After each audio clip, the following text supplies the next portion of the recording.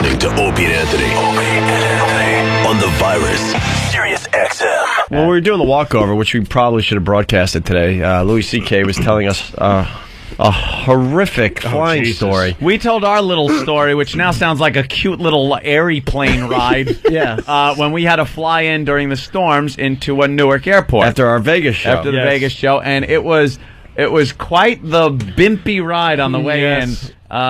We hit the wall of clouds, and then it was nothing but pure whiteout clouds until we broke through. The ceiling was probably at 800 feet. Mm-hmm. Well, Louis flew an airline I would not fly. Really? No. United? I don't fuck with United. Why? Exactly for the reason because they're fucking cunts. That sounds like a take the bull by the horns pilot, though. That's the kind of guy I like. Because I was sitting there in the airport saying, what happened to us was we got on the plane. They loaded up first class. So we're sitting there drinking a drink. Sipping. And they start boarding, last class, as Kenny likes to call it. And all of a sudden they get an announcement, could you get up and leave the plane? There's now a delay. See, I thought they were just talking to coach people. Exactly. Because they smell the joint up. Right, because you get out because we don't want you in here while we're waiting. But they told everybody to get off the plane. Please get off the plane because it's funny to us. We want to watch you get off and back on. Exactly. So they made us all get off the plane because of the delay, because of the weather. Right. Then they tell us it's going to be, like an hour or two. Yeah. And meanwhile, 10 minutes later or so, they go, all right, back on. We got a window. Yeah, get in. Everyone back on. So we all run back on the plane. Yeah. And during that time, though, I say, I want a pilot, a man that was been in wars, that just goes, something? Fuck this. Yeah. I've flown in this shit before. We're going for it. Right. Well, that's what I have. And just there, you have that. See, sometimes you get a pilot who says stuff like, I had a pilot once who said, they're not letting us take off. LA's locking down because of the weather there, but I anticipate that it'll clear up by the time we get there. So I'm actually telling them we're going to Las Vegas. I've had a pilot say this, and then we'll reroute. You're lying to the fucking tower? Don't lie to them. Control, we're going to, Las Vegas, Colorado. Is it Nevada? Nevada. Las Vegas, Nevada. Yeah. Well, we might take a turn somewhere before that. We're going to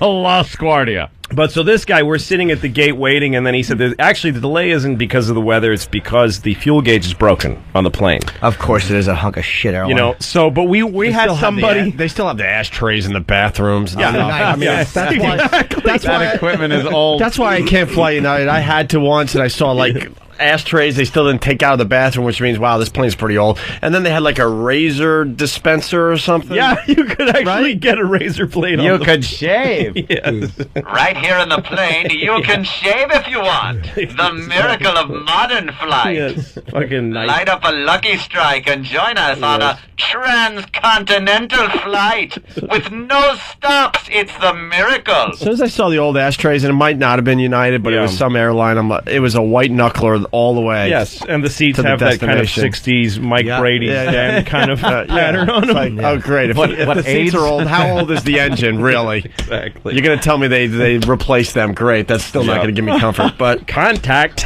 Contact. And the engines are made from space-age polymers. Yes. So the guy says the fuel gauge is broken, but we filled up the tanks, we topped them off, and we had someone climb up and look in the tank. That's what you do when you have a motorcycle. And you don't want to know, exactly. You don't want to know that there's a dude. You want to think that something really weird and scientific is... Right. It's like a dude looked in the Some guy wing. looked. I hope that dude is not a fucking idiot. Now I have to hope... Well, you hope he has depth perception. Yeah. And hoping he's not just hung over oh yeah, I checked.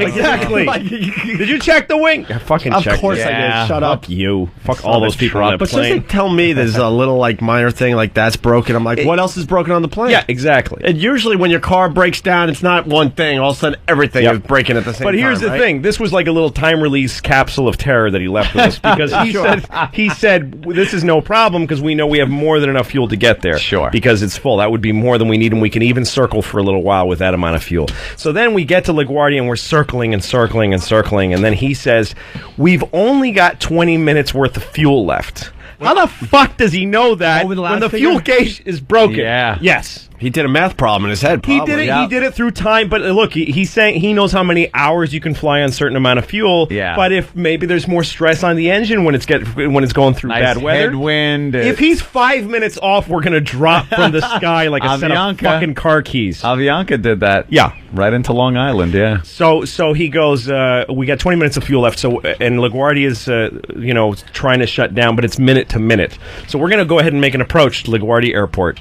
And as we get closer, if it gets bad, we'll divert and use the last of our fuel to land in Allentown, Pennsylvania. We have enough fuel to do exactly that maneuver. Oh my God! So then he starts coming in. We'll divert to a place where there's lots of big open divert- fields where innocent people won't be killed. basically We will what he was telling you. divert to the fucking to the Verrazano Narrows. Ladies and gentlemen, one thing you won't have to worry about is fire. There is no fuel left in the tanks. Yes, exactly. We are doing 500 miles an hour, but Yes. you won't burn. Thank you. But so he starts coming, and we start dropping down into the clouds, and it's the ugliest fucking. I mean, the clouds are yellow and brown out the window. It was nasty. Well, you And were there's listening water. to on thing, right? Yeah, and so me and the guy next to me, the fucking two idiots, we put on the headphones and listen to the channel that you can listen to the tower. You can listen to your plane talking to the tower. And so he says, United 266, we're making an approach.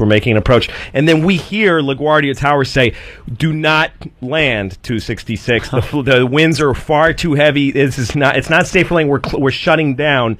Don't go divert right now. How do you not pull the headphones off and just make believe you didn't hear it? And the guy says we can't divert now. We have only 4 minutes tops of fuel left. Holy! So we have to come in. Oh, And the tower's saying it's not a good idea, but go ahead because what else are you going to do? Give it a shot. Give it a shot, Jim. All right, hot shot. Enjoy. And right at that moment, the stewardess comes up to you. Would you like to have some coffee? Yeah, no exactly. clue. Smiling. You just heard Yeah, no, the flight attendants are all strapped in and invisible. They're nowhere to be seen. Yeah. And I'm holding on, like it's going to help. I'm holding on to my fucking window, like the edges of the window. just in my I'm stamping my foot just uncontrollably. Wow, you are fucking scared. Well, because shitless. we keep dropping, and once the landing gear goes down, and there's all that drag on the plane, Yeah. the thing is pitching and rolling and making impossible banks to the left and right. I mean, it's like a man. like a joke. And we're going, and there's a woman behind us holding two children, screaming and sobbing, literally going, "Oh my God! Oh my God!" She's doing exactly that. That's the soundtrack for everyone on the plane. Oh my God, that's horrible. And she's got tears bursting like she's on a fucking train to fucking Auschwitz. No, my God, I gotta die. She's saying her kids with her. She's saying we're gonna die to her kids. She's telling her kids are gonna die. fucking tastic. Yeah, and for the pilot sounding stressed on the even more than I've heard black box recorders, and the pilot is like sounds like he's smoking a cigarette till the second before death. He's like, "We only have 4 minutes of fuel. We can't divert." Like he sounded like that. You probably thought you were watching a movie. Oh no, it was like wow, this is great. Why wouldn't this be death? If I wasn't on this plane, this would be great to awesome. listen to. This is well directed. Yeah, I love this movie. I love the woman in the back seat. She was awesome. And we drop out of the clouds and we see where we are. We are so close to those fucking Queens housing projects that are in the X shape. Yep. Like it's like the nightmares you have. If the wing were to tip over, we'd hit. You're a building. hitting it.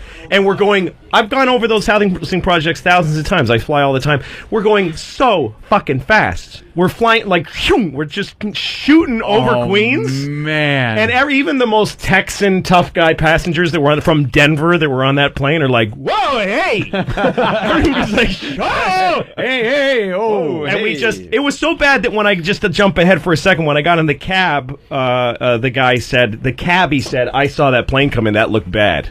Like cabbies on the ground, just We're watching that one because we're the plane only come in. assholes that fucking landed. No one else was coming in. And so we're coming in, and the plane looks. I mean, I'm convinced we're hitting the BQE. We're gonna just whatever it is, and we hit the ground so fucking hard, and my heart is racing, and I had tears in my eyes, just involuntary. Wow. Just tears coming down my face. Like, what are these? And the pilot says, ladies and gentlemen, you are free to turn on your cell phones and call your loved ones.